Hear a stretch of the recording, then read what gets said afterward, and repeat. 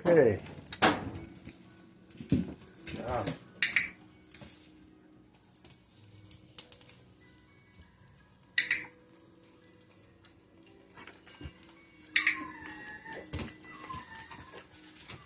So we're working on a couple things here.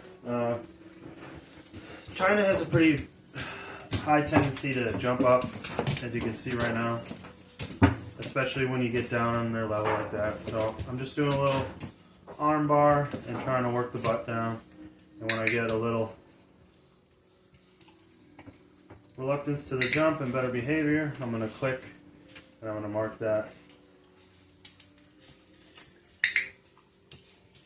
Very focused, they're very driven, but it's a lot of pause, it's a lot of puppy stuff. Nice. And I'm working in a little bit of my favorite command, which is place, but we're still non-verbal, we're just shaping. China's very good about going over to the place mat. I'm just using a little towel right now. Something nice and easy. He's still going to get there with place. She's picking it up a little faster. The reason that I like to do place so much, and especially so young, it's what I like to consider like a two-way command. So you have obviously a lot of your basics that do have their time and place in behavior, but none so much as place training. If you're just doing your basic sits and downs, you're really working like glorified tricks, basically. They do have, you know, some behavior. Good job. Nice. Some behavior effect, but again, when we work place training, what we want place to look like in the end is going to be something that falls into a little bit more of a behavioral category than it does an obedience one. So, placing is going to be sending your dog to a designated area, eventually without a harness or a restriction or anything, and having them remain there until relinquished from their spot. So the reason that this falls a little bit more towards behavioral than just some performance obedience is that whilst on the place, they're going to have to regulate themselves and their own emotions, self-soothe and control their bodies a lot more, often devoid of supervision. So place training kind of ups the difficulty when it's done right and when it's done untethered and with real reliability.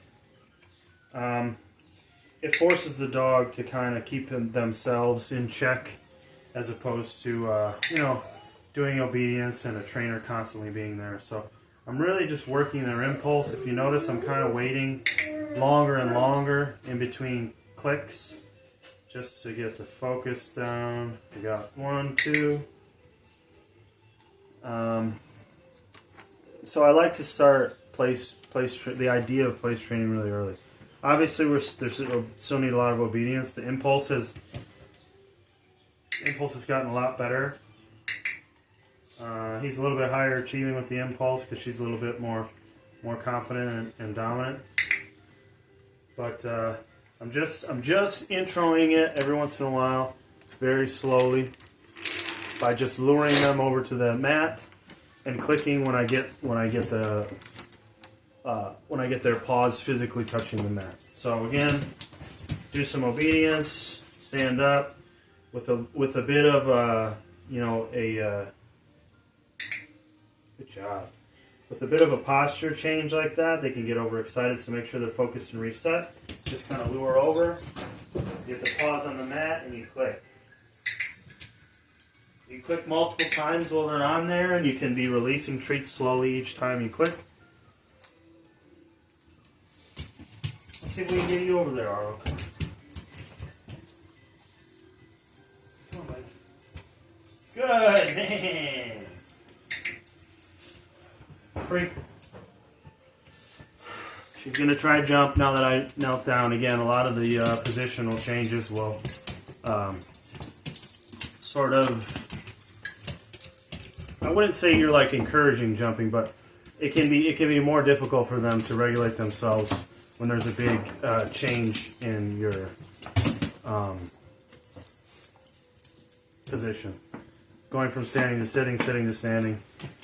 So she just needs to be able to be down here and not jump on me when I'm not training as well. So I was training that whole time, which was kind of taking her focus and attention and harnessing it towards working, and it was preventing the jumping, but you don't want tricks like that to prevent jumping. You want her just not to jump. So now that I finished, I said free, I showed my hands, the training's relinquished. I just want to sit here and kind of like monitor behavior for a second before I would fully leave or fully kennel or fully take outside, which would be, I would consider like fully inactivating them. And just make sure I'm not getting any, not seeing anything that I need to be really on top of behaviorally. Jumping, you don't have to do anything crazy, just neutralize your body, show the dog no interest. I just gave a little bit of an arm bar because she's scratchy, and I don't want to get scratched, but you really don't have to pay it much mind. There's not really a lot of big steps that need to be taken for jumping, especially this young. It's something where if you just ignore it and you give it no mind, it's not going to develop any further. When the dog jumps, they want to get something from you, right? And if they're not getting anything from you, they're going to stop, and they're going to go do something like that. Move a blanket around, look for stray treats, something like that.